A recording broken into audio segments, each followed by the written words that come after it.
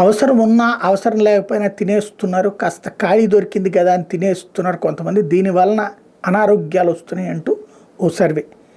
సరే, ఆ సర్వేల సంగతి పక్కన పెడితే ఇవాళ మనకి ఇష్టమై తింటున్నామా అన్ని, మనకి ఇష్టం వచ్చినట్టే తింటున్నామా అన్ని ఒక్కసారి ఆలోచించండి.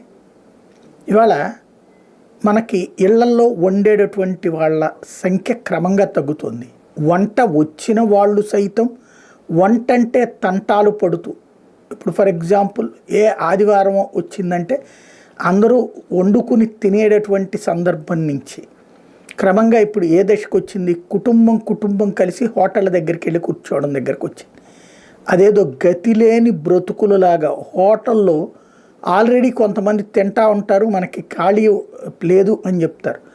అక్కడ కాసిన కుర్చీలు వేసి ఉంటే ఆడ కూర్చోండి అని చెప్తారు, మళ్ళీ పిలుస్తామంటారు. అదేదో చాలా చికాకు అనిపిస్తుంది. అట్లాగా వెయిట్ చేసి తినాల్సిన కర్మ ఎందుకు వచ్చింది అంటే మన ఇంట్లో వండేటటువంటి పరిస్థితులు తగ్గిపోవడం వల్ల.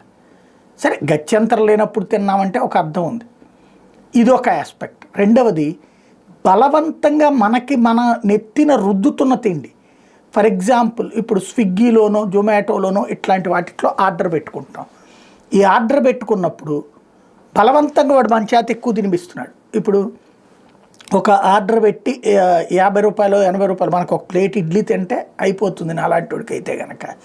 కానీ ఒక ప్లేట్ ఇడ్లీ 40 రూపాయలు అయితే ఆ ఖర్చుతో కలిపి 110 రూపాయలు అవుతుంది. అంటే 50 రూపాయలేమో ట్రాన్స్పోర్టేషన్ ఛార్జీ, ఓ 20 రూపాయలేమో ట్యాక్స్, అన్నీ కలిపి 110 రూపాయలు అవుతుంది.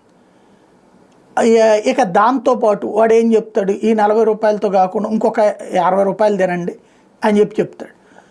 ఇంకోటి, ఇక్కడ మనకు కావలసినట్టు రెండే ఇస్తాడా, లేదు. వాడు ఎంత లెక్క అంటే అంతే తీసుకోవాలి, మనం ఎక్కువ అంటే ఎక్కువే తీసుకోవాలి. ఇదే కాకుండా ఇప్పుడు ఫర్ ఎగ్జాంపుల్ సినిమా థియేటర్లకు వెళ్ళాం, అక్కడ ఏంటి వాడు ఇచ్చేటటువంటి ఆస్థ, ఇప్పుడు మనం తీసుకుంటే అంత పేలాలు తింటాం, ఇప్పుడు వచ్చేటప్పటికి ఇంత డ్రమ్ ఎత్తే అంతా తినాల్సింది, లేకపోతే డబ్బులు వృధా, లేకపోతే పారేయాలి. ఈ స్విగ్గీలు జొమాటోలో కూడా ఇదే. అవసరం ఉన్నా లేకపోయినా ఆ డిస్కౌంట్ రప్పించుకోవడానికి, లేకపోతే కనుక ఆ ఛార్జీలు పోతాయి అని చెప్పేసి ఇట్లాంటి వాటి కోసం ఇంకొకటి ఎక్కువ వేసుకుని తింటున్నారు, తెప్పించుకుంటున్నారు. లేదా కనబడుతుంది మనకి జిహ్వ చాపల్యం ఉంటుంది, మనకి నచ్చేటటువంటి పదార్థం అక్కడ కనబడుతుంది, ఓకే అది కూడా తెప్పిద్దాం, ఇట్లాగా నడిచిపోతున్నాయి. పోనీ ఇవన్నీ ఆరోగ్యకరమైన ఆహారం అందామా? నథింగ్. ఇలాగా మనకి తెలియకుండానే మనం అధిక తిండి, అనారోగ్యకరమైన తిండి బారిన పడిపోతున్నాం. అనారోగ్యాల బారయ్యాక ఈ తిండి ఇంపాక్ట్ ఆసుపత్రికి ఖర్చు పెడుతున్నాం. అంటే కష్టపడి సంపాదించింది మన ఇంట్లో కడుపు నిండా తినటానికి కాదు, హోటల్ వాళ్ళని మేపడానికి, ఆ తర్వాత ఆసుపత్రుల వాళ్ళని నడపడానికి. ఇది మనం చేస్తోంది.